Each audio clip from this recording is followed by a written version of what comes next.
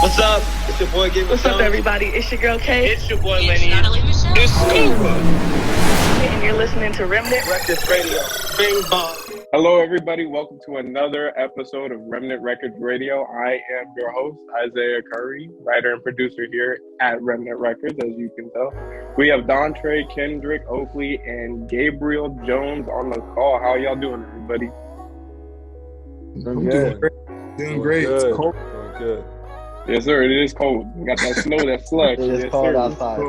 Yes, sir, Steve. So we're just going to go ahead and jump right into it. So yesterday, Dontre, can you explain what happened on that special eventful day? Yeah, yesterday we got had an amazing opportunity to go into CCS, the school that we're kind of connected with already. Well, we really are connected with them. But yeah, I think I'll let Kendrick Oakley go ahead and take over. He really he was the point of contact for it, so I'll let him go ahead and speak into that. Yeah, so it's Black History Month, and Yes, last sir. year at CCS, I was invited to be a part of a panel, and we did a discussion. So this year, Joy Lynn, her husband Brant, the Shout superintendent. out Joy Lynn. Yeah, it was a brilliant idea. She texted me and said, hey, instead of doing a panel this year, I was thinking we switch it up. And what if you guys came and talked about hip hop's place in shaping African-American history and culture?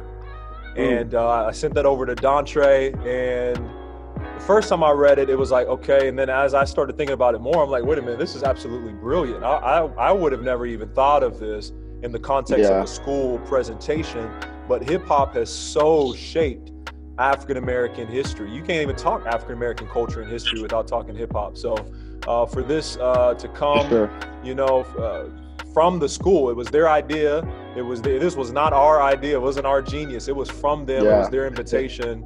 And I thought it was absolutely brilliant. Yeah, for special sure. day for sure. Oh, go ahead, Dontre.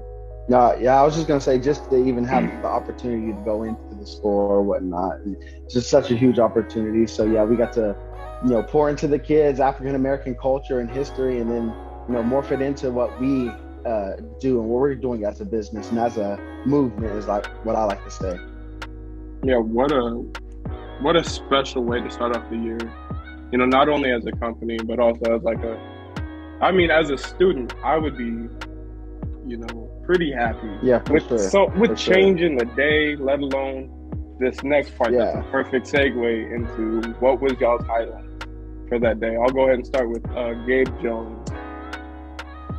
My highlight of the day was just showing the Tupac videos, really explaining where we actually came from, you know what I'm saying? So from asking politely, from picking the locks, So that for me, I think they really grasped that and understood that just from watching their reaction. So for me, that's my highlight of the whole presentation. Perfect. Yes, sir. Hey, and this is a side question. Have you ever heard that video prior to that day? Yes. I took African American Studies in high school, so Mr. Williams implanted Tupac in our minds. Nice. Yes, sir. Shout out Mr. Williams. I like Mr. Williams, man. Mr. Williams, he cool people. He's welcome to the cookout. All right, Kendrick, what was your highlight? Man, two things. I think number one was being able to confront misconceptions about hip hop. There's misconceptions that block people from so we were able to break beyond all of those misconceptions and get into the real heart of their message. And their message was filled with pain. It was a message about highlighting our condition, the condition of a people that didn't get asked to be in that condition. It was a message of hope. It was a message of justice and liberation. But most people don't even hear that message because all they hear is the misconceptions, and it's bad and sluggish, and they're cursing. And so to be able to break beyond those. And then the second thing is afterwards, I'm looking around, I'm seeing all the kids kind of huddle up and they're talking, and I'm thinking to myself, their life is forever changed because of their they just got exposed to Black culture and Black people and Black, history.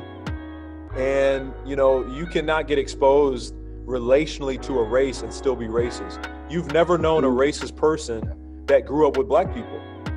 Right. It's always those that have never been relationally connected to any kind of race. And so I'm looking at these kids and I'm like, their worldview has just expanded. There was a dose of black culture. Yeah, they're going to remember for sure. when they're 30 and 40. No, you know, they're going to remember encountering black culture and relationally encountering black people, and it's forever shaped their worldview.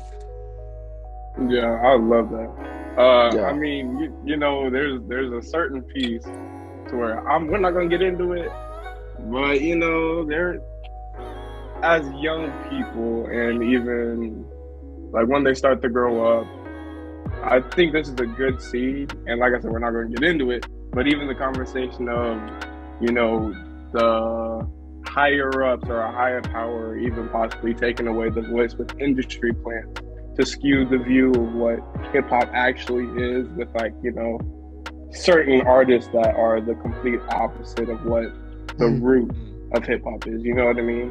Like like a Lil Pump or a Lil Yachty or any of these Littles or Babies, or you know what I mean? But anyways, off that, Dante, I like it. What's your highlight? Yeah, I think I have to agree with both of them. I mean, I think the overall opportunity was a highlight, but the misconceptions part, because I like Kendrick was saying, like, that's huge, and I'm not going to re-say what he said, but that's just huge for anyone, because a lot of it is, and I say this in the actual literal term, is just ignorance. Like, when people just don't know, like, where this even came from. Whenever you hear, like Gabe was saying earlier, like, you know, it starts out with, like, we're asking for help, we're trying to reach out for help. And then another thing that Kendrick mentioned yesterday in the you know, at the panel, or when we were speaking, was the, like, if we didn't act out, if we didn't, you know, do those things, it's not they won't even add it to the statistic.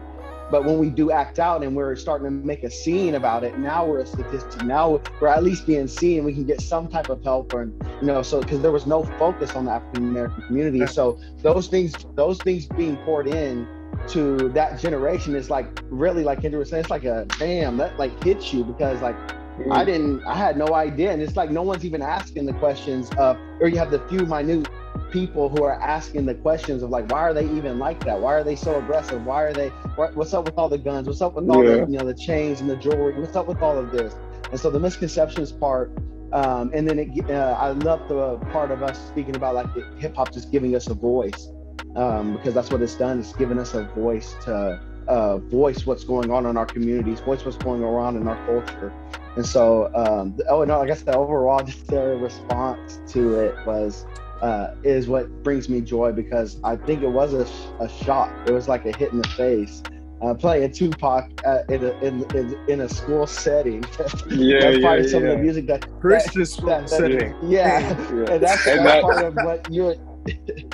100%. That's the perfect segue too into, like, oh, sorry. Go ahead. No, go ahead. Oh, okay, my bad. So my third question is, because we've already discussed the Tupac video, along with the song the song Changes being incorporated with this assembly in a Christian facility with kids, knowing that his records are public and people can view him for the stuff that he did that is well known, but the stuff behind closed doors, or the stuff that you wouldn't know unless you did your homework, is really, really interesting, because I've never seen anything like that in my school personally. But Pac was an icon for a long time, but I think we're almost at the point where the value of his name, the weight, the impact, and importance is just going to be another name in the book of success, and another list of accomplishments, like a Run DMC, an NWA, a Rakim, Big Daddy Kane, all these. And I mean, these are just rap artists, obviously. But who do y'all view, and this is a two-parter, who do y'all view as the next people in this current generation to continue to hold the mantle of change, vision, value, and conversation that Pac did? Cricket. cricket. Yeah, I love Really? you. Agree with that. I've searched Really? all over, can't find nobody. Couldn't find Look nobody. high and Come low. on now. Can't, yeah, I Yeah. mean, that, you know that gospel You want me song. to- I mean, go ahead. Go ahead. Yeah, I.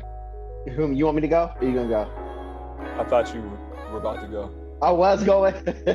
Well, I was gonna say like, yeah, I can't find. You can't find. It's hard to find. Like thinking about that question is just hard. But because you have your Kanye's who are changing. You know. But it's like